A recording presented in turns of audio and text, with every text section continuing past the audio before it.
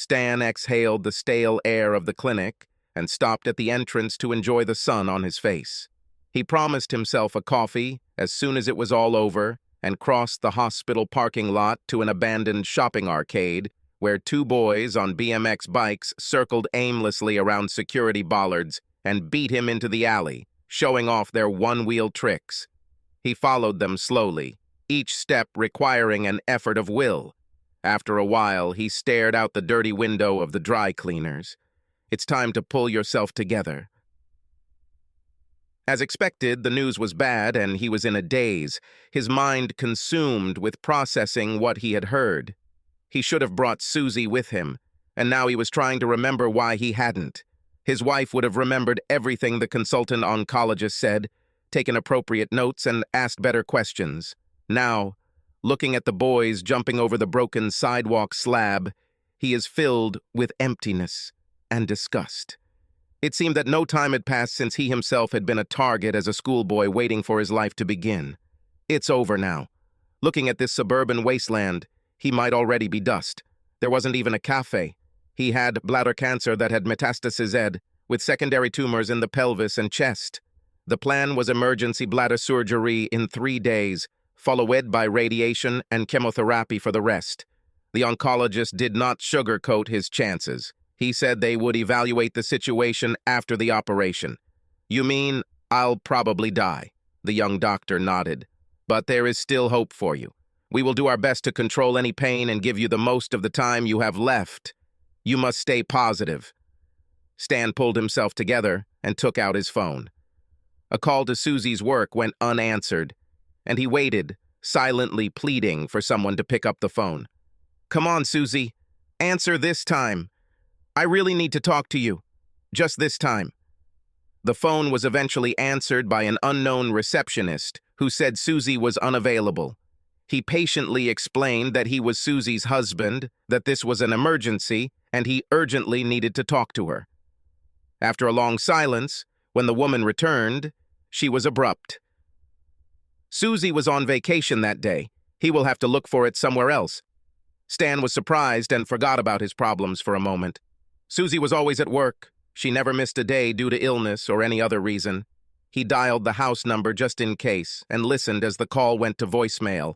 Then he called her mobile. She'd never been good at answering calls, and he wasn't surprised when the call went to her voicemail. Instead of expressing his frustration to the machine, he sent a text. "Call me back as soon as you see this. Need to talk." By the time he got to his car, he had an answer. "What's the problem?" Weak as he was, it felt like a blow. Why didn't she call him? He called immediately, but again the call went to voicemail. He felt very lonely. Susie had no reason to feel guilty, but she still worried about most of the train journey to London. Why didn't she tell Stan about the trip? Clifford was not her lover. He was her friend, and Stan would have found it quite reasonable if she told him she wanted to help her friend. Her guilt was irrational. She worked a lot and had few hobbies. She deserved to enjoy her day off, and it had nothing to do with Stan. She drank a large coffee bought at the station and leafed through a fashion magazine. Rush hour had passed, and the carriage was almost empty. Despite her worries, she had fun, enjoying the moment of relaxation. Yes, she risked a little cheating over the years, but she didn't hurt anyone, and that was for the best. She met Clifford 3 years ago on a difficult day in a corporate law course. They worked together on a project once a week for a month and got into the habit of sharing their course struggles and work problems. When the course ended, they continued to communicate intermittently, mostly by phone at work, helping each other with legal problems. Gradually, it turned into friendship. Clifford had a keen sense of humor and a rational approach to life, which was a pleasant contrast to Stan's exuberant and highly individualistic style. The interpretation of contract law began to mix with the stories of their lives. Susie told Clifford about their difficulties finding housing. Stan was always arguing with his landlord or neighbors, and they had to move. In response, Clifford shared scathing stories about his failed love life, which went from crisis to farce as his career blossomed. Susie looked forward to his messages, which, once they stopped being strictly work, became late-night emails as a way to relax. They developed an easy friendship that they both valued as a distraction from the immediate pressures of their lives. From the very beginning, she knew that her feelings for Clifford were unprofessional. He fascinated her because he was so different from the men she knew. Stan was terribly sharp and unpredictable. She had to be on guard to cope with his mercurial style. Clifford was confident, smooth, and never lost his temper or didn't know what to say, and Susie found their conversations much closer to the truth than with anyone else. She played the role of the mournful aunt and asked about his personal life, glad that he took her advice seriously. He dated wealthy, well-connected women he met through work, and his love affairs took a quick, predictable trajectory, starting with sparks and whistles and ending suddenly for no apparent reason in the dark. She told him it was because he had difficulty committing to relationships, that he couldn't trust others, and was only happy when he was in control of the situation. Personally, she suspected that he enjoyed the thrill of the chase and missed women after he was successful. But for a time he was deeply in love, a man who expressed his feelings openly and with humor, which she liked. She agonized over this long-distance relationship and decided that everything would be fine as long as they never met. Aware of the risks, she saw that nothing bad would happen as long as she followed this rule. Stan had no reason to complain. No one gets hurt, and everyone wins. She and Clifford were opposites. They were close and trusted each other to share their problems, but there was no chance that anything more than a friendly, supportive love could develop. Susie was breaking her own rule. She was on her way to meet her confidential friend. But the circumstances were exceptional. Clifford, who finally got married, sent her a letter in despair. He found out that his wife was cheating on him, and they separated. He was alone. His pleas for help were desperate. Susie knew she had to respond, even if it caused problems. Clifford was her friend, and it was right to sacrifice herself for him. She could tell Stan without going into the details of 5 years of secret correspondence. All he needed to know was that Clifford was her work friend. She considered this carefully, as she usually did at work when faced with a difficult decision. Her conclusion: why risk complicating the situation with an unnecessary confession? It would be his style to seize on some minor moment and spin everything out of control. And in any case, his sullen, gloomy brooding of recent weeks had made her reluctant to share her hopes and fears with him. She later wondered if she was anxious not so much because of the deception, but because she was afraid that meeting Clifford would ruin their friendship. She hardly lived up to the league of his female conquests, and she might disappoint him, or he could irritate her into being sarcastic. She thought it over carefully, and by the time the train reached the outskirts of London, she was glad that she had made the right decision. It's time to meet and see if they truly share a unique understanding. Stan's text came as she got off the train at Euston Station. She felt irritated. Stan never sent her texts. Why now? She saw that she also missed a call from him, but then he knew that she didn't want personal calls during work hours. She was irrationally angry at him because, of course, the text was feeding her guilt. What could be so urgent that they needed to talk right away? Her response was essentially, "What's the problem?" What she really meant was, "Stop trying to ruin my special day." Almost immediately, she received another text. She read this one with relief. "Bistro Cafe, John Lewis. Can't wait to see you. Love you, Cliff." She threw a few coins into a beggar's hat on the to-be ride to Oxford Circus and forgot about Stan's text. There is no mobile signal on the London Underground, so her text went unanswered. Susie stopped at the entrance to the bistro on the top floor, and her spirits lifted when she noticed Clifford sitting outside the window. He was looking at the rooftops of Oxford Street, but turned when she approached, and his smile made her jump. They kissed each other on the cheeks, consciously greeting each other correctly, and Susie thought, "What have I done? I know him so well, and he's almost a stranger." A moment later, they embraced like long-separated lovers, arms wrapped around each other, kisses falling on face and lips. It was simple pleasure, an expression of their relief at the meeting. Susie couldn't take her eyes off his face, and Clifford smiled benevolently, trying to understand what was happening and make the best of it. It was lunchtime, and they ate snacks. Stan would never do that. She chose a fresh fruit tart with cream, and Clifford took a bottle of beer with pork pea and pickles. They laughed at each other's choices, and after exchanging a few pieces of news, Clifford told his story. She was banal, but Susie listened to him in horror, listening to his story about how he found out about his wife's betrayal. She was a marketer for a large company and became friends with the head of the marketing agency she was hiring. He returned from a business trip to find that she had moved out, leaving only a note. Tears appeared as he spoke, and he clutched the fork like a weapon. It was a long story, and Susie had a lot to say in response. The intensity of the discussion left them exhausted, and they agreed to get some fresh air. After finishing their meal, they walked around the men's and women's departments in the department store, then took a taxi to Cleopatra's Needle and walked together from the Thames through Embankment Gardens, up Whitehall past Downing Street to Trafalgar Square, where they went to the National Gallery to see a new painting by Titian. Susie was supposed to be home for dinner, but they were so carried away by each other that they forgot about the time. They sat in the gallery cafe, and she liked his ironic, measured way of speaking and his charming way of picking up on her comments and adding something without ever dismissing her point of view.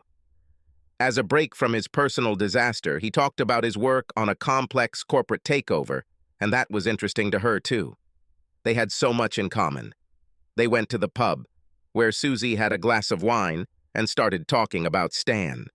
It was wrong to discuss her relationship with her husband with another man, but she quickly got over it, trying to do Stan justice and highlight his good points, his generosity and courage, his enthusiasm and manic energy.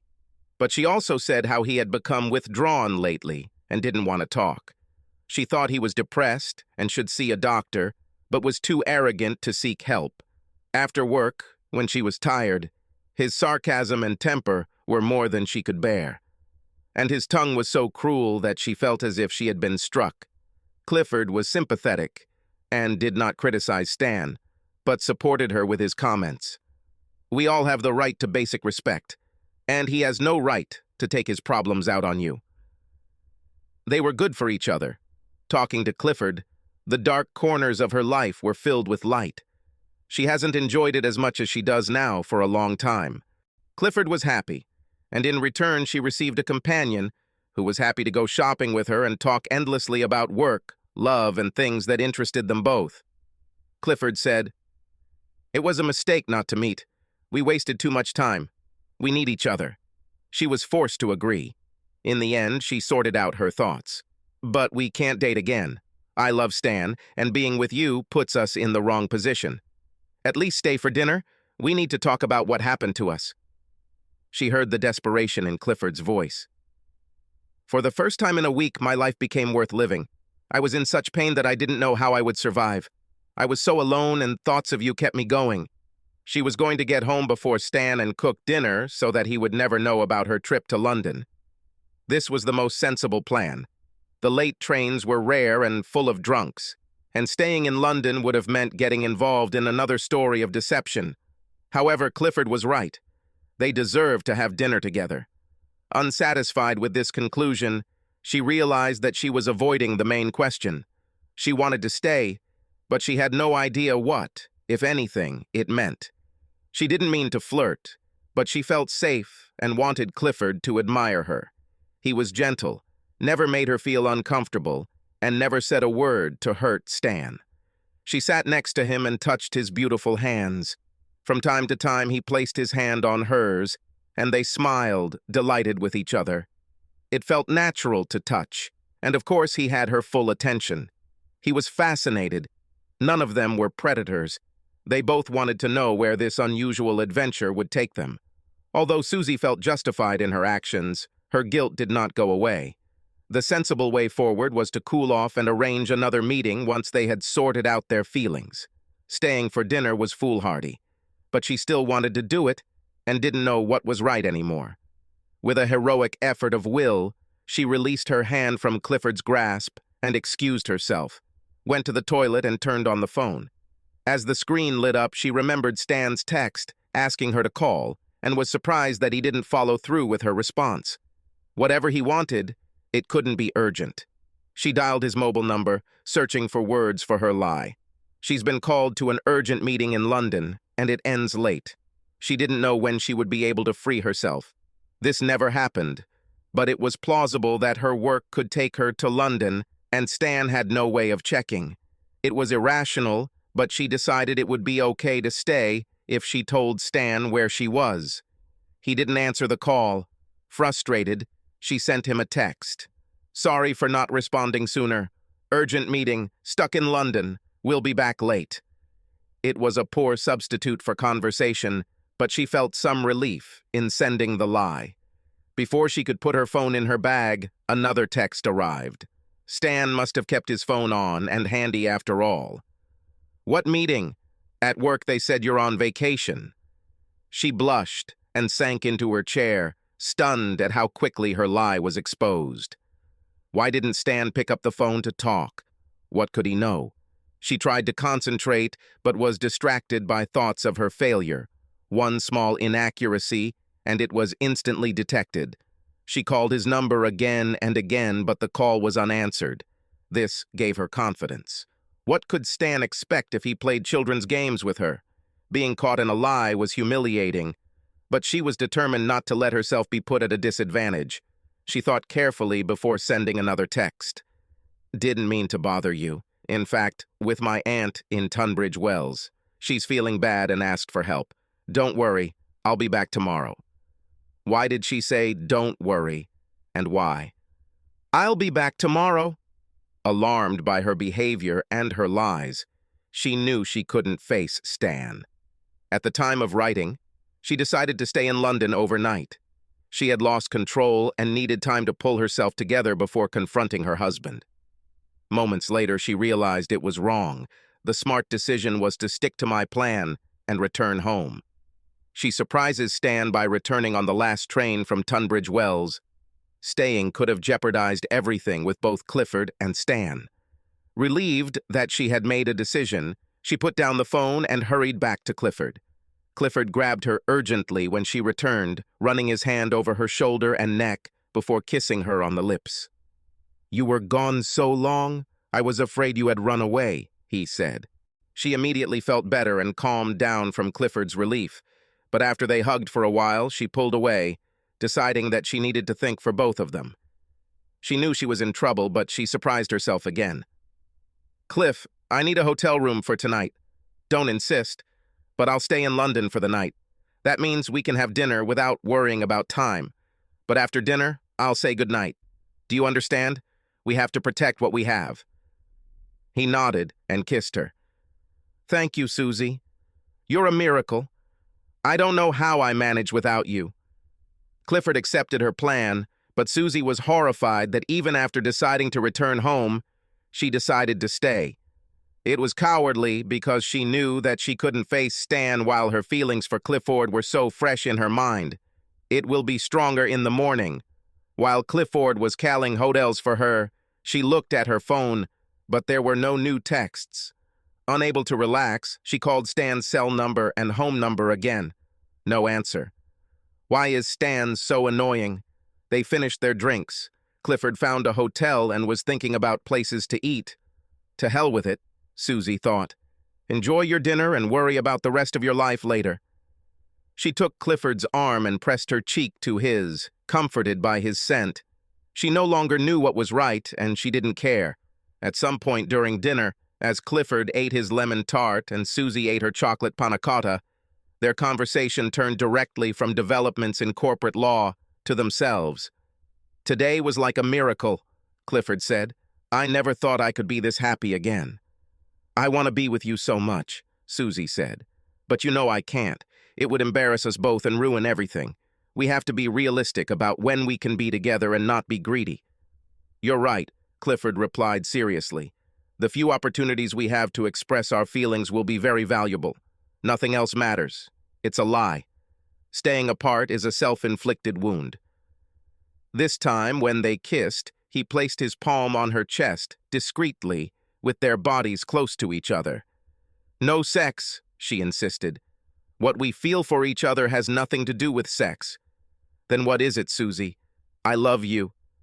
She felt the pressure of his hand through her clothes, and his warm and powerful presence so close to her. It felt right to her, but she was careful not to take unnecessary risks. When he put his hand on her knee, she put her hand on his. "Clifford, please, don't ruin dinner. I enjoyed it so much. You're charming. I like you so much, but I'm married. I'm not free like you to express my feelings." "But you can say it. You have to tell me. Do you love me even a little bit?" "You know the answer to that. Would I do this if I didn't love you?" She kissed him again and then pushed him away. Looking at Clifford's dark curls on his collar and his attentive, thoughtful eyes, she knew without a doubt that she loved him. It was a shock because she imagined that loving Stan immunized her from loving another man. And she lied. Sex was a natural part of her feelings for Clifford. It wasn't about pleasure, but about developing the bond they shared. She couldn't believe that at her age, after so many years of training and experience doing the right thing, she could think like a teenager infatuated with her first love. She needed to think carefully, and her cynical, knowing, adult mind told her that the right thing to do was share the bed with Clifford. Everything else was a blatant lie, driven by loyalty to Stan and a desire to avoid being put in the wrong position. She lost her bearings, and in this confusion of thoughts and feelings, she continued to say no. Clifford was very understanding. They finished their coffee, and it was 10 o'clock in the evening. Worried now, and feeling that she would have done better if she had limited herself to 1 glass of wine. Susie went to the toilet again. If only she could talk to Stan. She's sure she could make things right. She took out her phone, and there was no response to her previous text. She called home, then Stan's cell phone, again with no answer. Stan should be home now. Why isn't he answering? Guilt washed over her, suddenly convinced that he knew she was with her lover. That was enough. She could cope with the feeling of guilt, but not with the disgust of being caught up in such a vulgar intrigue. She knew Stan's mental acuity. It scared her sometimes when he noticed things that everyone else missed. Stan knew she was a traitor, and his contempt was unbearable. He would have destroyed her, and she would have crawled away from the ruins, crippled. She returned to the table as Clifford finished paying the bill. "Clifford, I want to, but I can't. I'm sorry. We need to say goodbye. This is all too sudden for me, and I can't handle it. It's just not right." Relief filled her as she said this. She ran out into the fresh air, and Clifford hurried after her. It was dark. The theaters were emptying, and they were caught up in the stream of people who passed them on their way to the subway. Clifford held her hand and said something. She saw tears in his eyes, and she felt strong again, able to make a concession. "We may have one last drink at my hotel, but that's it. We had a wonderful day. I will never forget it. And who knows what will happen next? Nothing is for sure." Until this moment, there was no way she could have ended up in bed with Clifford. She wasn't drunk. She made it clear that she would not sleep with him. Sex itself would have been harmless and enjoyable, but she had no desire to live with the fear of discovery, the need to weigh every word she said to Stan, and the guilt that would stay with her forever. They went to the hotel bar, and Clifford ordered champagne to celebrate a great day, one that would stand out for both of them amid the drab routine of work. Relieved that she had pulled herself together and made a smart decision, she enjoyed their drink, kissed Clifford seductively because she loved him and was grateful for his understanding, and because it was the right thing to do. He deserved her affection, and she wanted him to love her. Stan could give it to him without harm. Everything was fine, and she could handle Stan without being paralyzed by shame. She regained her composure and must have let her guard down because 2 hours later, Clifford was sleeping next to her in her hotel bed. He smiled in his sleep, his breathing sounding like a cat purring. It was not clear to her how this happened. She must have acted like a teenage virgin. They embraced in the hotel bar, dreading the moment when they would have to say goodbye, but embarrassed to show their passion so clearly in public. They finished the champagne. It was late, and they hugged each other, tears welling up in their eyes, desperate. "It's so important. We have to do everything we can to keep that feeling," Susie said.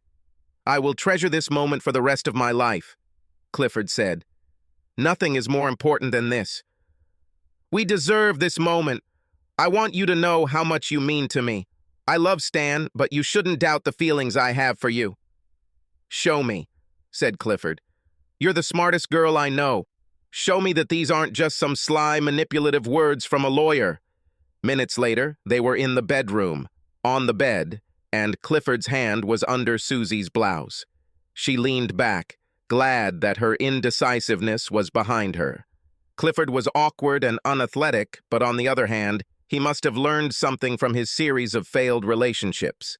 She let him take the lead and could even enjoy his clumsiness.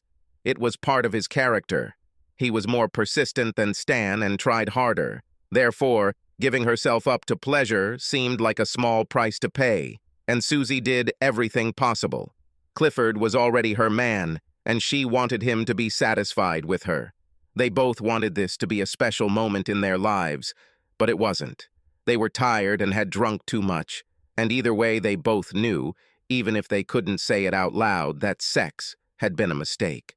Susie loved Clifford, and that was why she brought him to bed. She wanted to please him, and this seemed like the right way to express her feelings. Now that it was done, she knew it was wrong, and wondered how she could lose so much for so little. Sex did not strengthen their bond with Clifford. He messed everything up. She was forced to lie to Stan. It was necessary. But she had taken a step that would change the rest of her life, and she already regretted it. Stan sat in his empty house, wondering what it would be like to have 3 days to live, or at least 3 days with full capabilities. By 7 o'clock in the evening, he stopped expecting Susie to come in and began to think seriously about what her absence meant. He was not stupid and knew that something was wrong between them. There was no aunt, no business meeting, and he knew she had gone to London for her own reasons. He reread her texts and was only surprised that she would come up with such a careless lie. She had been too busy this morning to notice his anxiety, and he watched as she put a change of clothes into her work bag. Why would she go to work wearing one outfit and then change into something more casual? Because she had no intention of staying at work. Why go through the effort of changing clothes? Because there was someone she wanted to impress. Why not dress at home for a date? Because she wanted to hide her intentions. He wasn't dead yet, but she had already left him behind and moved on. Details that had confused him at the time now came back to torment him. In the morning, when she left for work, she did not respond to his usual farewell kiss, but then she corrected herself and kissed him warmly, and he remembered the argument a few nights ago about whether to buy organic milk instead of the cheapest one. He said to buy organic because it ensured the cows were allowed to go out to pasture. She said that depriving animals of pasture was reducing food productivity and was leading to world hunger, an argument he had never heard her make before and which conflicted with her usual concern for animal health. When he said it was nonsense, she got angry and said that many people believe it. And when he asked her who exactly, she fell silent. She didn't care about losing the argument, but she felt bad that he had refuted and ruined the argument. Could it be because it came from a special friend whose opinion she admired and whom she could not name? He knew Susie. He had the whole day to think, and by the middle of the evening he knew without a doubt, with all the foresight of a mind freed from a body, cleansed by illness, that she was with her lover. He didn't need any more proof, and a pang of anxiety tightened his chest. He trusted her, and she failed him when he needed her most. For months, something had been wrong, but he doubted his feelings, confusing her coldness with his fears about his health. They were a close couple, spending most of their free time together when they weren't at work, in comfortable closeness. They had mutual friends and enjoyed hanging out with each other's families. But since the beginning of the year, they have had few common topics of conversation, and neither of them has made an effort to organize dinners, weekends, or evenings at the theater together. He thought it was because he was tired from being sick, but now he wasn't so sure. Susie was a smart woman. If they were still close, she would have noticed that he was not feeling well and would have known that it was her job to help, just as they helped each other in moments of crisis. Stan knew he needed to pull himself together. He didn't want to spend the rest of his time paralyzed by hatred and self-pity. It's much better to stop this whining and get on with the rest of your life. Eventually, his disgust with depression led him to make coffee and force himself to be cheerful. He turned on the music. London Calling by The Clash. It suited his mood. His wife left him. Well, he will leave her. Dying is a very final separation. He sipped his coffee and thought about what he liked to do most. It took him a while to decide that he would miss the moment of surprise and joy of reaching the top of a mountain on a clear day. That rare moment when a new view opens up before you and the effort of the climb is behind you. If there was one place he should have gone before he died, it would have been the Lake District, a place of happy memories of trekking and climbing in his youth when he was too poor to travel abroad. There was nothing stopping him from going there now. He thought about it. He had camped at the top of wastewater many times in the rain and cold and was jealous of people rich enough to stay at the isolated wastewater hotel. A quick search online for details and he called the hotel. He was surprised that there was room available the next night. It seemed like fate. He finished his coffee, wrote a short letter to Susie, packed a bag with his warmest clothes, and left the house around midnight. When he put his phone on charge in the car, he saw that he had missed another call. This time, he was not curious about Susie's whereabouts. She didn't respond to his request to call, and he didn't want to hear her lies. It took him 4 hours to drive along deserted roads. He stopped midway to eat breakfast at a sleepy auto repair shop on the motorway. Dawn lit the air from the mountains beyond as he drove the final miles along the shore of vast water. He parked the car, changed into his boots, and walked along the lake before having lunch at the hotel bar. He already felt better. The pain is gone. His energy returned in the mountain air and he relaxed. Knowing he had the whole day ahead of him to do as he pleased, he calculated his strength. He didn't have a map, so he refreshed his memory of the route he wanted to take from the map on the wall of the bar. Scafell Summit via Lord's Reich, Mickeldor, and then Scafell Pikes. He bought a pre-packed lunch, chocolate bars, and Kendall mint cake to make sure he didn't run out of fuel. Then he set off. It was still early, but there were already other hikers on the trail who had decided to take advantage of the clear weather to hike to the top of England's highest mountain. After several hundred feet of climbing, his hip began to ache and he was forced to slow down, placing each step carefully. He swallowed a couple of ibuprofen with a sip of stream water and decided he could handle the pain. I even found the strength to overtake 1 or 2 of the slowest travelers. It was calmer as he turned off the main path onto the path to Lord's Reich, climbing through a narrow gap in the rock to the top of Scafell. The climb to the start of the rocky chute became steeper and more difficult as he climbed, and he slowed down even more, knowing that the rocky climb would test his hip. After a difficult climb, he arrived at the base of the climb and found 2 young women in bright yellow and pink outfits studying the route, looking up the rock face and down at their map. Panting, he stopped as he approached them and greeted them. "Do you know if this leads to the top of Scafell?" asked a girl in pink leggings and headphones. It was nice to see a beautiful face. He smiled and showed them where they were on their map. "This is Lord's Reich. It's a good route if you have a good head on your shoulders and don't mind climbing rocks," he replied. "Is it safe?" asked the girl in a yellow fleece. She, too, seemed delighted with her day. "The main risk comes from rocks that could knock someone taller than you down. If we climb together, we can make sure we don't hurt each other." They agreed and Stan led them. He explained his illness because he had to stop every dozen feet he climbed. The girls were attentive and asked him reasonable questions. By the time they reached the top of the chute and onto the open slope, they learned of his cancer, and in return he learned that Bella and Simone had just finished their final psychology exams at Lancaster University. Both were yearning for fresh air and open space after non-stop studying since Easter.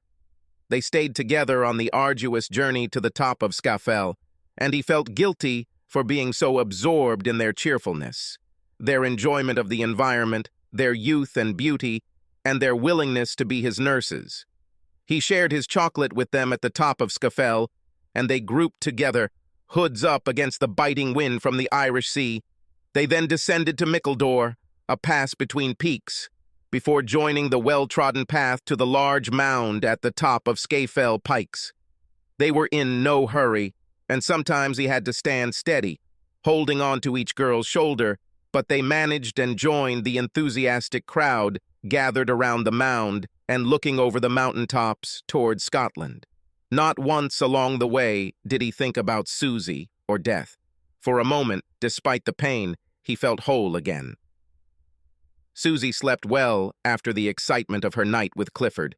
She made him leave at 2 a.m, woke up early in a great mood, showered, had breakfast at the hotel, caught the train back to London, and went home to change. Relieved that her adventure had been a success, she was now in a hurry, realizing that she was late for work. With the benefit of a night's sleep, she began to believe that she had handled the situation well. So what if she gave in to temptation? That was behind her, and now her task is to return to normal life. She acted according to her beliefs and survived. On her way home from the station, she stopped and changed back into the outfit she left in the day before. With her story back in control, she was ready to explain herself to Stan. The terrible moment of panic when she didn't know what to do was forgotten. Be that as it may, she had done the job, and now she needed to move on. Stan wasn't home. The house was empty. Susie was disappointed because she would have preferred to get rid of this burden right away. Now she will have to remember her speech until the evening. She quickly showered and put on a new dark blue business suit. She couldn't afford to be late all the time, and if she and Clifford met again, she would suggest meeting somewhere in the middle so that it would be a day's journey, a joy that could be enjoyed occasionally. She had always wanted to visit Cambridge, with time for a thorough tour of the Fitzwilliam Museum and King's College Chapel. She will suggest this to Clifford. Stan didn't like exploring country towns or shopping or spending a lot on an average meal at a country pub. And no matter how they spent their day, she would try to get home at the usual time and be ready for work the next morning. Dressed in uniform and feeling fresh, Susie hurried downstairs, looking for her phone and keys. In the kitchen, she stopped to look at the previous day's mail pinned to the bulletin board. There, next to the mail, she found a note written in pencil. Received bad news. I left to think. Not sure when I'll be back, at least on Friday. I hope you enjoyed your night in London. Say hi to your friend for me, Stan. She read it several times, and her first reaction was irritation. What's Stan up to now? Then she carefully read it again. What's the bad news? Why couldn't Stan say what he meant? She sat down on the steps, exhaling. Could Stan's mother have died? She dismissed the thought. Stan wouldn't leave without telling her. Did he lose his job? Maybe. He worked for an aggressive telecommunications company that was constantly changing its middle management structure. He survived many bloody battles, but always said that one day his luck would run out. Or he could lose his temper and be fired for his behavior. Stan was smart, but his temper was never completely under control. She reread the sarcastic part about her friend several times. Stan tried to confuse her, and, annoyed that she couldn't voice her defense, she picked up the phone and called his cell phone. There was no answer. She then called Stan's work and spoke to his secretary, whom she knew by name. The girl seemed a little embarrassed, as if Susie was trying to drag her into some dubious plot. Stan took sick leave, the girl said. You mean sick leave?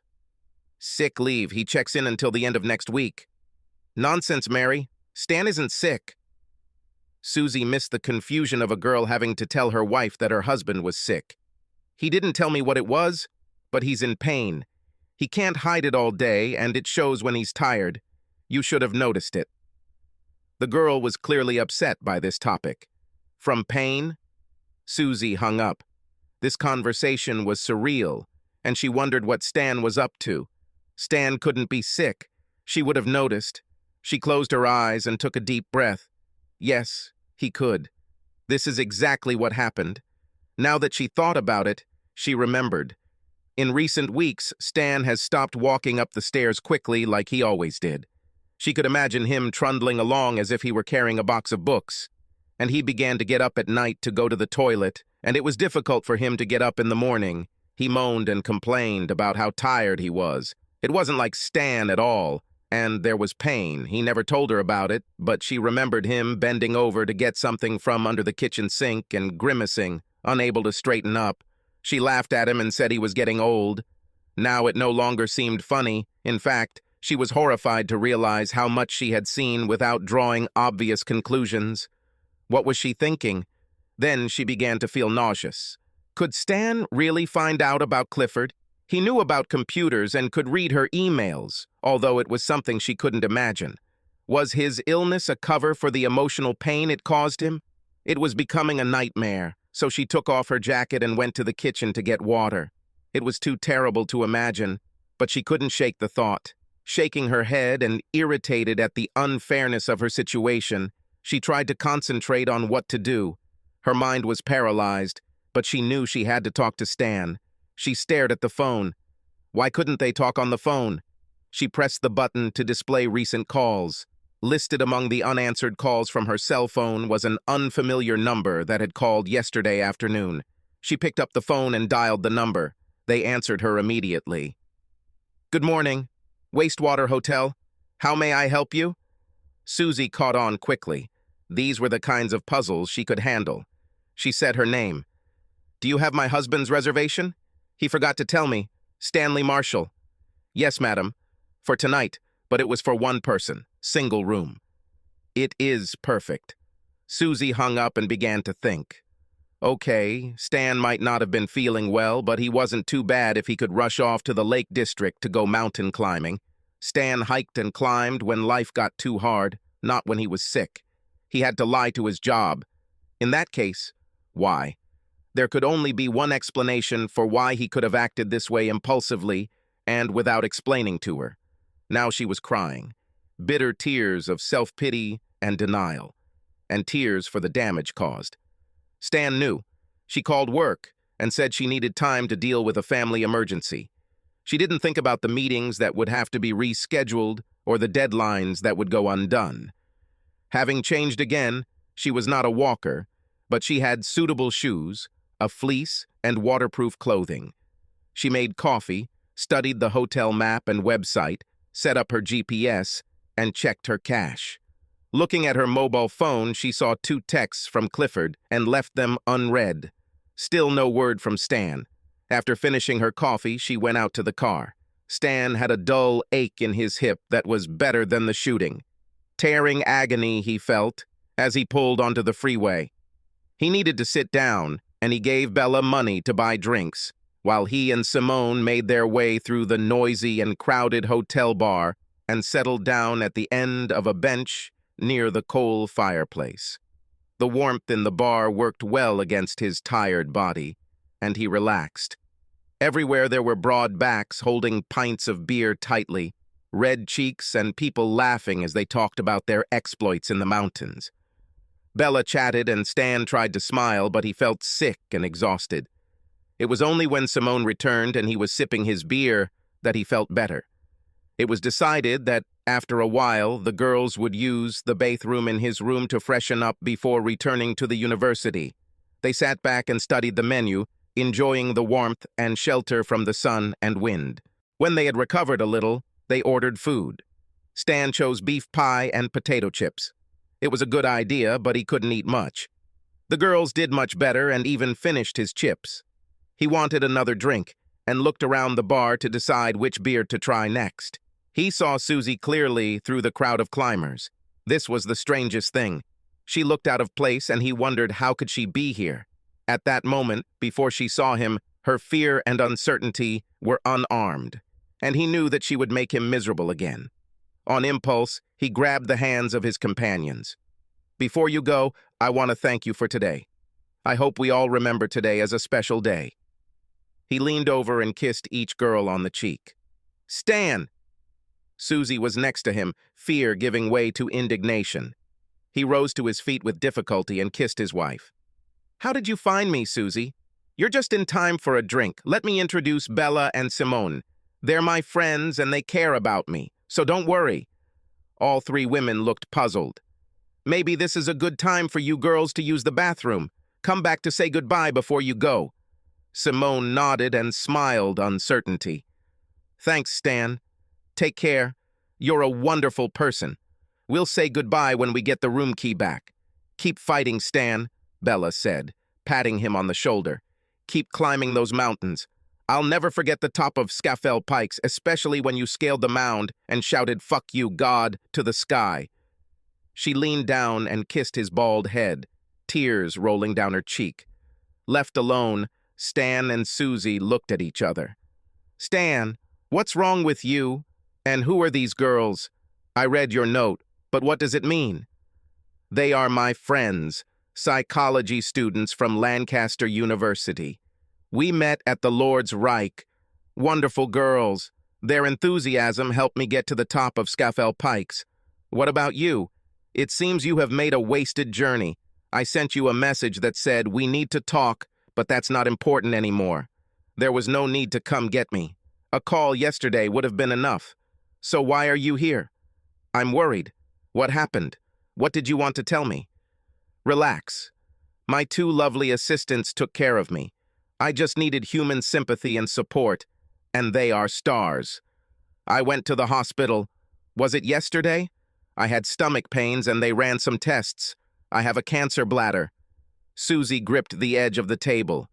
She still didn't sit down. "I knew it. Why didn't you say anything? You should have told me." "I tried to tell you, but you didn't answer the phone or call me back when I asked. Remember, you were visiting your aunt in Tunbridge Wells." "Which aunt was it?" "I forget. Your mother was an only child, I remember. Then I waited to tell you when you got home, but you didn't come home last night. And there's no phone signal here." Susie shook her head wearily. "But what did the doctor say?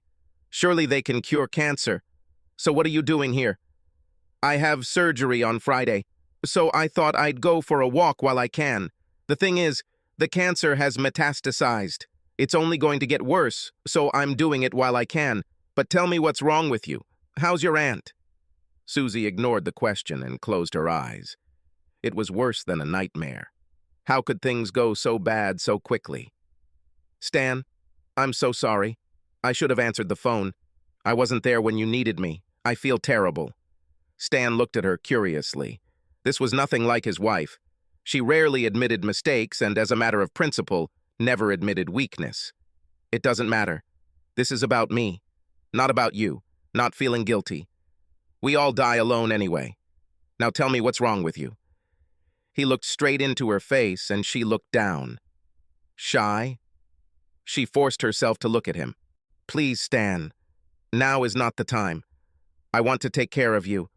Let me take you home and then we can talk. I'm so worried about you. Trust me. If you only have 3 days left, you know what's important. And I want to know what's wrong with you. Is your aunt better? I hope you were able to help her." Tears rolled down her cheeks and fell onto her hand. "I came looking for you, Stan, as soon as I could, but I had to go to London." She spoke slowly, not sure what she would say next. She was ashamed of her lies. "I didn't visit my aunt. You knew that, and it was stupid of me to lie. But this is the worst time to force you to listen to my story. I don't have any other time. I can bear it." They fell silent. Stan nudged the muscular climber standing with the youth group behind them and asked if he would mind getting them drinks. "My leg is dead," he explained, handing over a 20-pound note. "Buy yourself some drinks." "What's wrong with your leg?" Susie demanded. "Walked too much and my hip went right through." She watched him closely, and it was clear that he was suffering. His face was wrinkled and gray, his eyes sunken and dull. The feeling of nightmare did not go away. If there was a God who punished sins, he would definitely demand a heavy price for her sins. Leaning across the table, she kissed him. "Listen to my confession, Stan. Don't think badly of me. at least until I tell you everything. I love you. I'm so sorry for what happened, and I'll never forgive myself for not being with you when you needed me. I won't leave you. Until I die. What is it, Susie? Stan felt cold. He really didn't want to, but it was better to know than not to know. Susie began her story hesitantly, and he found the strength to push her. When she didn't want to say her lover's name, he told her to shut up. He was not interested in lies and half-truths. She began to cry again, but he did not console her, and after a while she continued. His name is Clifford, and I met him in law school, and we corresponded from time to time about work, but we didn't meet until yesterday. It wasn't an affair. Under the circumstances, she decided that the full truth was more than Stan needed to know. How many letters? 10, 100, 1,000? More like 1,000. We never intended to meet. It wasn't like that. But then, something went wrong with him, and he needed to talk to me. Another job problem? 1 in 1,000? She shook her head.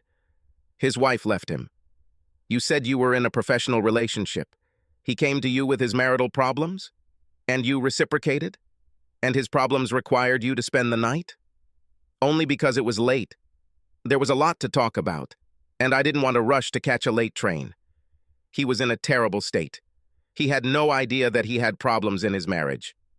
We are not lovers. I don't love him. Lies, lies, lies. He didn't realize that his secret affair with a married woman could anger his wife. No, Stan. She didn't leave because of us. She didn't know about us. And it's not an affair. It's not fair to say that. You consoled each other. Agreed with him that his wife couldn't have known about the two of you because you were both so smart. You said what a bastard his wife was for abandoning him, and consoled him by saying that he still has you, and you needed the night to show Cliff how much comfort you can give. Stan, don't be bitter. I spent the night alone, and our correspondence has nothing to do with Clifford's marriage. It's evil to say that. He looked at her, and she knew he could tell she was lying. They knew each other too well. How do I know this, Susie? Because you say so? If you spent the night with your lover, you would lie about it.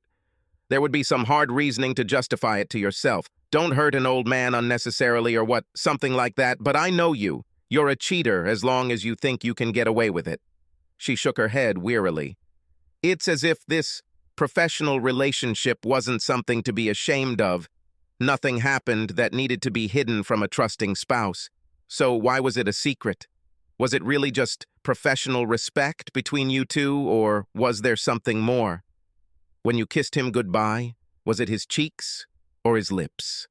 And trusting him with your dirty secrets instead of his wife, letting him feed off easy reassurances that he wasn't the reason his marriage failed?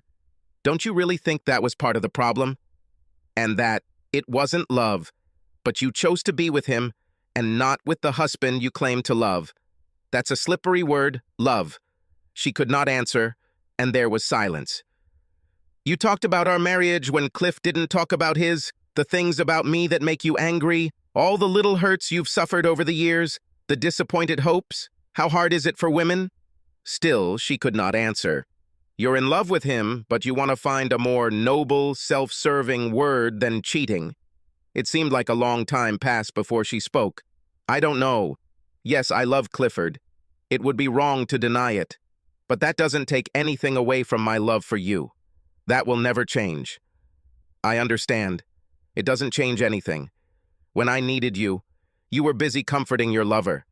Perhaps you never thought that marriage comes with obligations as well as benefits. No, Stan. If I knew you needed me, I would drop everything and come to you. You know that. Now, you make the conditions. You would have come if you knew you were needed. Sorry, but this is not the deal. Marriage is an unconditional union of mutual support. Anyway, I tried to tell you, but you were too busy with your lover to make yourself available and answer the phone. Come with me now. I'll show you that I'm serious. I won't hurt you anymore. We'll get through this together. Stan shook his head. The rugby mountain climber finally brought their drinks with a slight smile and spilled a few coins on the table. Use it, he said, smiling at Susie, and tomorrow go out to those hills. Stan took a sip of his beer and thought, it's good that you have a lover. I had a good time today, although it was hard at times. I'm not the same person I was, but I don't need your pity. We have the health service to take care of me. I'll have to go home to get things for the hospital, but I won't interfere with your new life. Come back with me, said Susie. We can pick up your car later. He shook his head. I'll stay here as long as I can, as long as the weather is good. You go back to Clifford. You need to think about the future. I'll stay with you. We'll manage your room somehow. Again, he shook his head. I don't want you here. I don't want to feel angry. I want peace. Why do I need you to remind me of everything that has gone wrong in my life? You are as much a symptom of the disease as the pain from my cancer.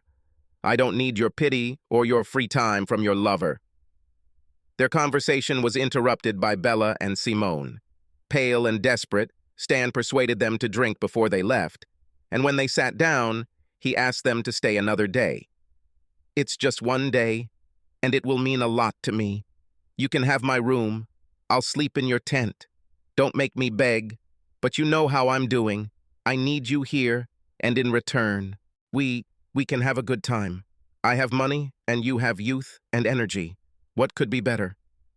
Susie squeezed his hand. I'm here, honey. I came because I love you, Stan. I will follow you to the ends of the earth.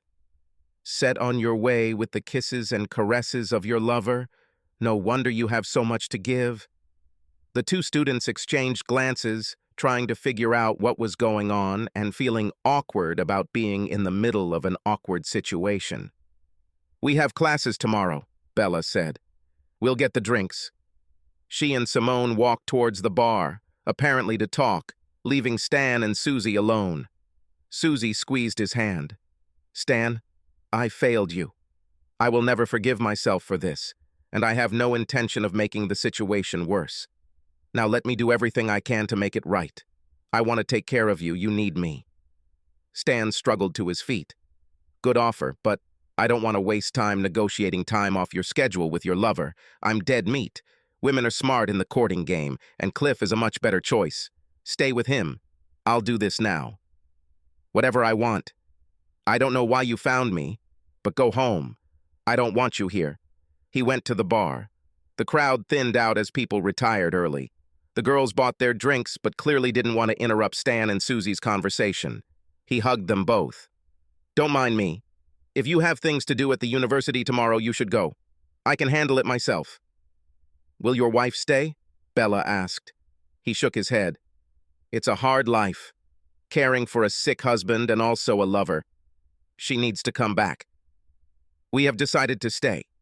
We can take the time, and we enjoyed our walk so much today that we would like to continue tomorrow. But we will not take your bed.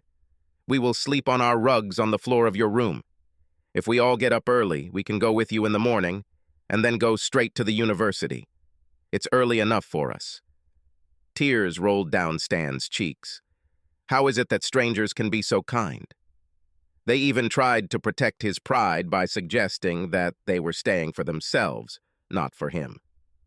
Let's go up to Pillar and Steeple. I went up there in the clouds, and I would like to see them in all their glory, but only if you want. I am a vampire sucking the life out of you young women. I can only do this with your help. They assured him it was a great plan and went to bed. Susie left without Stan noticing.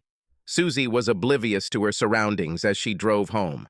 On the narrow roads out of the Lake District, she was tense with fatigue and humiliation.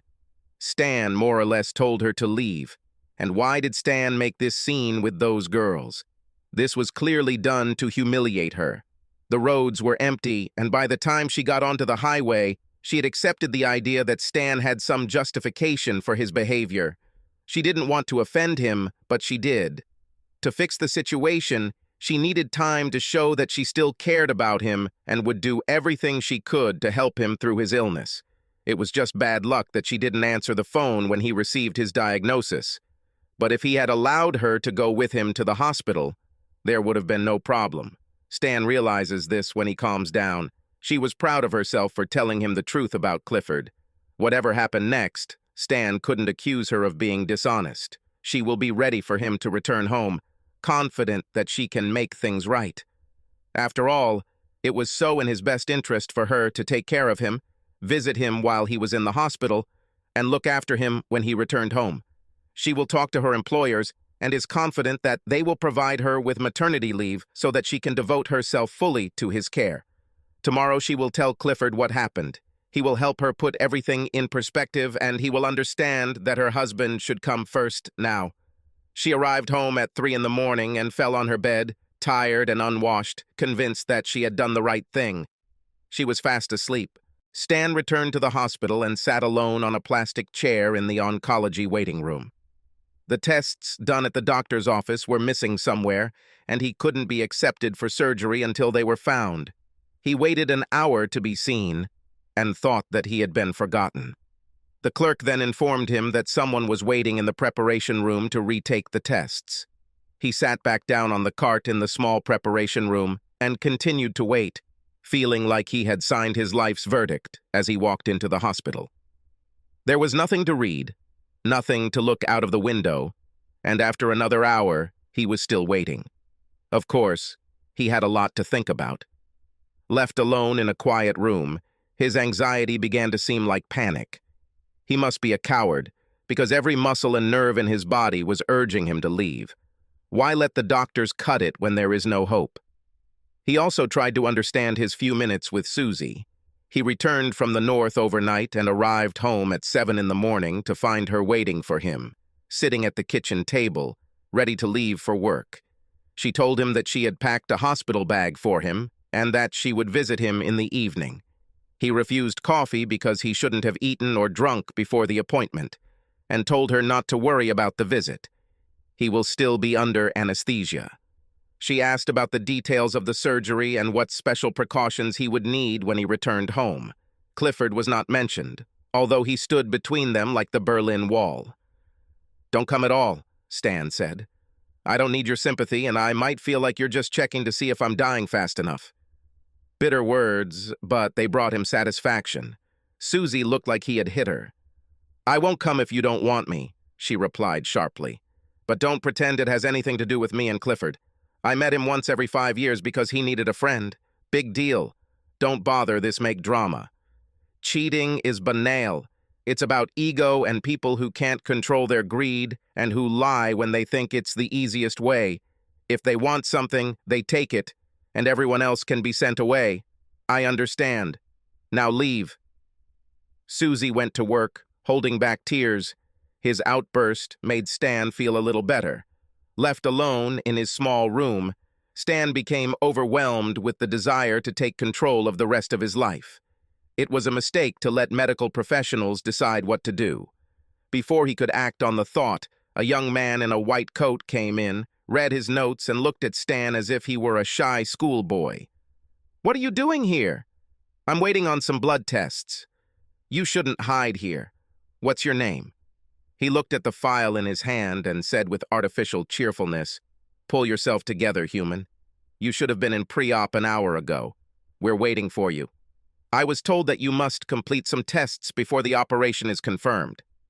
"Nonsense. Nobody said that. Go there now and don't hesitate."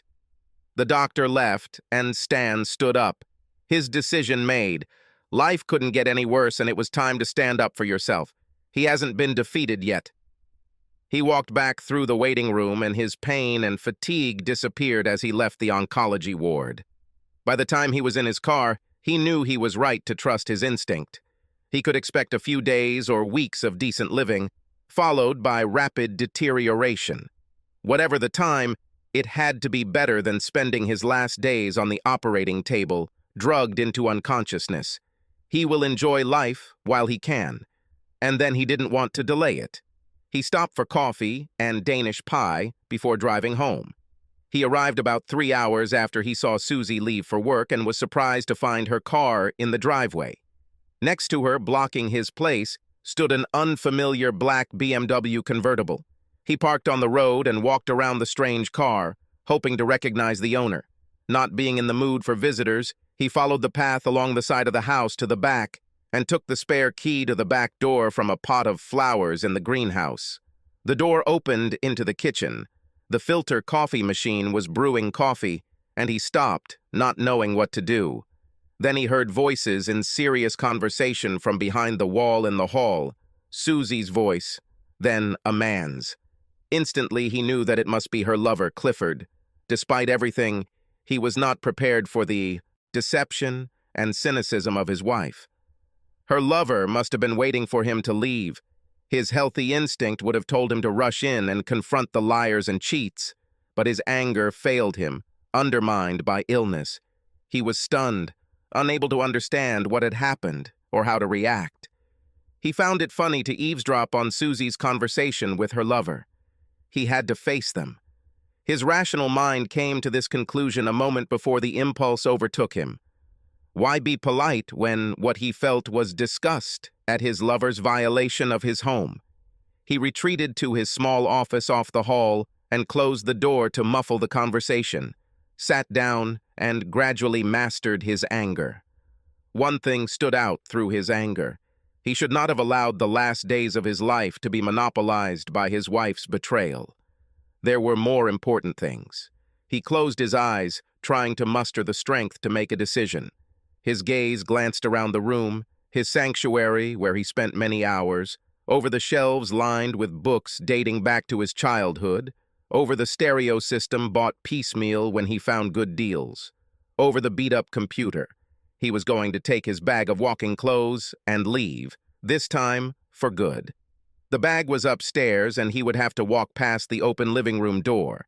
As he stood up, his gaze fell on a bundle lying on top of the books on the top shelf. He took it off, unpacked the paper, and took out 2 swords in worn leather sheaths. The swords had belonged to his grandfather and had been given to him when his father died. Naval ceremonial swords with steel blades and lots of tarnished silver on the hilt, head and guard. His grandfather was an officer on the battleship at Scapa Flow and participated in the search for the Bismarck. He wore one of the swords when he was awarded the Distinguished Service Order at Buckingham Palace after the Arctic convoy to Murmansk in 1942. Of the 2 swords, he had a favorite. His grandfather told how he once wore it to a reception on board HMS Hood and allowed him to help clean the silver filigree on the head. It was a ceremonial sword, but real enough for Stan as a child to grip the hilt and imagine himself charging aboard the French 3-decker with Nelson, hacking at the defenders as he swung into the railing rigging. Now he hefted the sword, grasping the hilt, and understood what to do. If Clifford and Susie's defense was that they had succumbed to the natural power of love, he had a surprise for them. Clifford had to meet his nemesis. He heard someone walk from the living room into the kitchen, and when he looked out into the hall, he saw Susie picking up coffee. Quickly, he entered the hall, closed the kitchen door, and latched the hall bolt, installed for added security after the burglar forced the back door. Then he entered the living room. Clifford stood with his back to the fireplace, and his smile froze when he saw stand in front of him with a sword in each hand. They looked at each other in silence. Stan then threw one sword at Clifford. She hit him in the chest and fell loudly onto the furniture. "If I were you, I'd take her. You know who I am, so don't be surprised. I'm giving you a better chance than you gave me. Did you think you could take my wife without fighting? You thought I'd already died? You made a bad mistake, and now we will see how much you love my wife. Will you fight, or do you only care about her if you can steal her for free? Be warned. This is a duel to the death. I have nothing to lose. Only one of us will leave this room on our feet." "That's funny." Clifford's gaze was a combination of fear and horror. "Where's Susan? Look, you misunderstood. Put down those weapons and let me explain. There's no need for theatrics. I didn't come to take her away." Stan raised his sword, pointing the end at Susie's lover's chest. "Where is your pride? So you're happy to steal but not fight? Let me put it this way. If you don't fight, you'll still die. I'll kill you like a mad dog. No seconds, no mercy. Please, let's find Susie. She'll explain everything. This is a duel. Be a man and don't try to hide behind a woman. I don't think you stand a chance with my rusty blade in your ribs. No. Trust me, this is not an option. Nothing is worth it. It's up to you whether you use the sword. You have 30 seconds to prepare, and then we will begin the fight." "No. Susie asked me to come here. She was upset. She said you were sick and had to go to the hospital. I only came to help her and take advantage of her weakness. My wife isn't good enough in bed for you to fight for her? Shame on you. 10 seconds. Stan remained motionless, and Clifford must have realized that he was not joking. He grabbed the sword and raised the blade in front of his face to parry a light blow from Stan. The sound of the blades clashing was satisfyingly dramatic. Stan paused to steady himself. Perhaps the sword was not really intended to be used as a weapon. Stan had practiced foil fencing at school, but now he was weakened by illness and knew he wouldn't be able to hold a sword for long. He raised it high and swung it at Clifford. He didn't really care who won, but he wanted to make it a good fight. It was nice. Pistols would be better, but swords are also good. They were supposed to be equal opponents. In case you didn't understand, he exhaled forcefully. We're fighting for Susie. Let's see how much you really want her, and whether you're willing to die for her. Let me go, and I will never speak to her again. Coward. Be a man. He attacked again, and Clifford dodged, almost cowering. One way or another, the battle could not last long. He was distracted by the sound of banging from the kitchen. Susie wanted to go out. Their blades clashed again as Clifford parried Stan's next blow. Now Clifford began to counterattack. He gathered his strength and raised his sword, pointing the end at Stan. He then rushed forward in a desperate attack and ran into Stan's blade. The sword broke at the hilt, and Clifford fell to the carpet, a 2-foot piece of rusty steel protruding from his chest. Stan dropped the handle and looked at the growing blood stain on the carpet before turning and unlocking the kitchen door. Stan, what did you do? Susie ran past him into the living room. He followed her and saw her hugging her lover. It's too late, he said. Your lover paid for your bad choices. Stan didn't have to do much planning. He thought about days, even hours. Susie was still in the living room when he picked up his bag, and he didn't even bother to check whether Clifford was really dead. He had seen enough blood to know that his sword had most likely gone through the heart. He examined his feelings and was surprised at how he felt little. Clifford deserved to die, but he did not feel the satisfaction of destroying his enemy, nor did he feel the guilt of killing, even though he solved the wrong problem. Clifford's death did not take away anything from his wife's betrayal, and he could not think anything about Susie. He was in his car and drove 10 miles from home before deciding where to go. Keep going, he decided. Keep going until you fall. Exhaust yourself and don't think. He drove all day, stopping at every gas station to buy over-the-counter painkillers, which could only be purchased a few packs at a time. Suicide was not his plan. He was in for a ton of pain, and he needed the drugs for their intended use. It wasn't hard to imagine that if he had gone to the doctor to renew his prescription, he would have soon been arrested. By then, he must have been a wanted killer, and he stayed off the highways to avoid license plate recognition systems. He had dinner at a pub near Kendall and found a country road blocked from the road by trees, and spent the night there, sleeping soundly in the car. The next morning, he set out early for St. Bees Head, the start of a long coast-to-coast walking route through the northern part of England. He had breakfast at a seaside cafe in St. Bees and set off with a light bag containing a waterproof jacket, chocolate, and a water bottle. At first, he was alone, but his pace was so slow that many travelers passed him, exchanging advice about the route and the weather, and sometimes meeting at the pub for lunch or evening. It was a difficult but peaceful life. Nobody asked him if he was the sword-wielding killer whose photo was in the newspaper. Stan realized that he no longer looked like the healthy, happy man in the photograph that Susie must have found for the police. He walked maybe 10 miles a day. Some days the pain became unbearable. Other days it was normal. Every time he found himself in a difficult situation, people would stop and refuse to leave him alone. Each time he had to convince them not to call mountain rescue or a helicopter ambulance, and on more than one occasion he ended the day surrounded by assistants, virtually carrying him. Every morning, to his surprise, he found that he had a few more steps left, and he began again. It might be therapeutic if it didn't kill him. More than a week passed, and his efforts acquired a rhythm. But the miles traveled grew fewer each day, and he knew he would never reach Robin Hood's Bay, the end of the trail.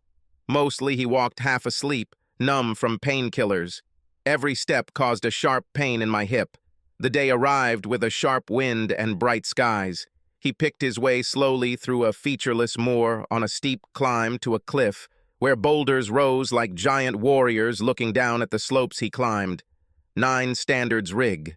The sky darkened, and without warning the wind picked up and the hail blinded him. He turned his face away from the wind and tried to continue on his way, but got lost from the path and got stuck in a peat bog. After extraordinary efforts, he managed to free himself and return to the path. He advanced a few more steps, saw a wall of stone, and decided to take cover under its ledge. His shoe slipped on a wet stone. He tried to hold on and fell on his back. This time there was no one around to see it. He didn't know how far he had fallen. He smelled peat, and icy water flowed under his collar. Then there was emptiness. Susie arrived at the hospital in the middle of the night. She received a call while she was at home and having dinner. After such a long silence, she no longer expected to hear from Stan or the police. Most of the time, she was numb, deeply in shock, and not wanting to think about anything. The police didn't give her much information. Stan was in a critical condition and was taken to hospital in Yorkshire. He was in police custody but remained in hospital. Susie washed the dishes, trying not to think, filled a thermos with coffee and dressed in her warmest clothes. After stopping in town to refuel her car, withdraw cash and buy sandwiches at a 24-hour supermarket, she set off on another long night journey. According to the GPS, the journey took 4 hours, and she was grateful for the time to prepare. She wondered if her life could get worse, and decided that it probably could. She parked near the hospital emergency room entrance, finished her coffee, and found a water bottle. Then she left. A sleepy policeman sat at the entrance to the ward, but she presented her information at the registration desk and received permission to visit her husband. Stan was found in the swamps by hikers, unconscious and with injuries from a fall. He was delivered by helicopter. Since then, he has not regained consciousness. Stan was alone in a separate room, lying on his back, asleep. His eyes sunk deep into his colorless face, and he breathed with oxygen. It was obvious to Susie that he was very ill. For a long time, she sat and looked at her husband, trying to comprehend her thoughts.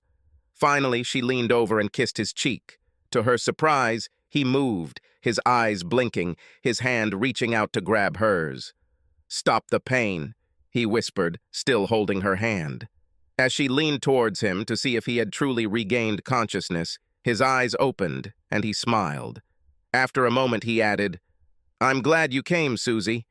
He seemed to have fallen asleep again, and she was sitting on a chair next to the bed, still holding his hand in hers. She was shocked. Stan looked much worse than she expected, and she struggled with desperate feelings of love, panic, despair, and horror at the memory that it was Clifford's killer. Above all, she felt guilty about Stan's hopeless state, his ruined body a reminder of her destructive actions. She stroked the back of his hand, and when he let go, she found a nurse to ask about pain medications. It appears Stan suffered a fractured pelvis. He was too sick, and the cancer had done too much damage to repair. They would monitor his pain medications to find what would work best, but he was already on the maximum dose of morphine she could give. "Talk to him. Distract his attention. Make him hold on," the nurse advised. Hold on to what? Susie wondered. Prison was not a good place for a critically ill person. She walked back to the bed and sat back down, trying not to disturb Stan while he slept. After a few minutes, his eyes opened and he was looking at her. She reached out and stroked it. "I'm sorry, Stan, for all of this. I ruined everything. I wasn't there when you needed me, and I'll never forgive myself for that. I'm not leaving you now. It's ruined, Susie. It's not your fault. You're here now, and I'm grateful for that." He spoke slowly, and she had to strain to understand his words, even though he pulled away the oxygen mask. She stood up and leaned over to hear better, and he touched her face with his hand. "I'm sorry I killed your friend. He deserved it, but it's not fair that I took him away from you. You need someone to take care of you." "I want you," Susie said. "It's not fair." He remained silent, and looked at her steadily as she tried to read his eyes, which, weakened, were the only part of him that seemed alive. Finally, he said, "That's the way it should be. We had something once. It's better to love and to lose, as they say. Not everything was in vain. I need your help to die. Then I want you to continue living. Find someone who will take care of you, and forget about me and all this trouble." "Don't say that, Stan. I'm here now and I'll be here for a long time. I never stopped loving you. You don't understand. The pain is too much. I can't handle it. I don't even deserve to suffer like this. We need to say goodbye, and then I want you to help me leave forever." She knew he was serious. It would be the same as murder if she found a way to hasten his death. Was this Stan's final test to see if she loved him enough to kill for him? Her tears flowed freely, and she wished she had the strength to know what to do. To add to her misery, she saw another twinge of pain engulf Stan. It started with a jerk. He grabbed the bedclothes and closed his eyes, remaining motionless and unresponsive to the world around him. She stroked his face, wiping away the sweat, and whispered like a mother to her child, but was powerless. After some time, she went to demand help, and eventually a young doctor came and looked at the medical records at the end of the bed. He didn't want to look at Stan. "He needs something for the pain," Susie said. "We're doing everything we can," said the doctor. "More than he's getting now is too much of a risk. The consultant will review the pain medications later this morning." "You are not addressing the cause of the pain. It will only get worse. What are you saving him for? More pain? Please deal with the pain he is experiencing now." The doctor shook his head. "I'm doing the best I can. You're upset. He's beside himself right now. It's much better to go and have a cup of coffee and gather your strength." Furious, Susie leaned over Stan and placed her hand on his face, kissing him on the lips. "I'm sorry, Stan. I was trying to help." She leaned over and kissed Stan's forehead and left.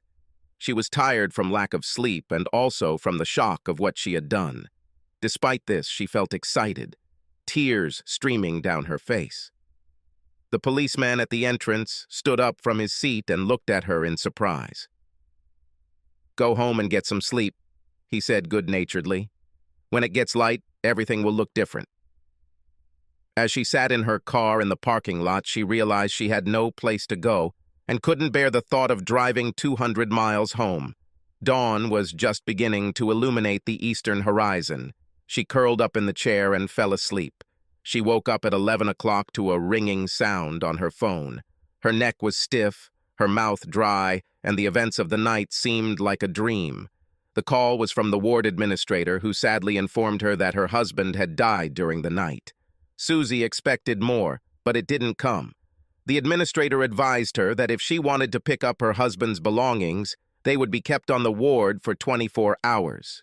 Susie got out of the car and saw that she had been given a ticket for parking while she was sleeping.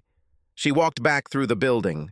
The policeman left, and Stan's room was already prepared for the next patient. She went to the office and spoke to the head nurse, who was new from the night shift. When Susie explained who she was, the nurse pulled out a small bag containing Stan's phone and wallet. Stan was at the morgue, and Susie asked to see the medical certificate of death. It was issued an hour after she left the ward and indicated the cause of death as carcinoma and traumatic injury to the pelvis and hip. "Will there be an autopsy?" she asked the nurse. "In such cases, no. With such aggressive cancers, the body simply gives up. What matters is not which cancer killed it." It took Susie a moment to come to her senses. She took a month off and walked the coast-to-coast route, following in Stan's footsteps. It would have been nice to do it with Stan, but she had fun. At the site of his fatal accident, she left a letter buried under a stone, in which she wrote an apology that she never had time to convey to him. When she returned home, she found that she had lost interest in her job, and a large payout from Stan's job insurance allowed her to quit. The house was inevitably associated with Stan, and she couldn't bring herself to use the living room. She sold the house, moved to London, and found a poorly paid job as a legal advisor to a charity helping young offenders. Her work consumed her completely, and she met many worthy and generous people, including many charming men. Sometimes she went out to dinner with one of them, but gained a reputation as a rather dry person with an ironic tongue. Every year she went on a hiking holiday, most recently on the GR20 route through the mountains of Corsica. Stan would have loved it. About a year after the drama, she received an invitation to a memorial service for Clifford. She thought seriously about what to do and decided that she should go. The service took place at St. George's Cathedral in Southwark, and there were about 500 people there. Clifford appears to have been an important figure. She watched Clifford's family and listened to his praises and could not connect them with the man she knew so incompletely. The service was followed by a reception at a local hotel, but Susie chose to return to work, preferring to continue her business rather than attend the event. Subscribe to our channel so that your second chaff doesn't cheat on you, and go ahead and listen to the next story, because this story is nothing compared to the next one.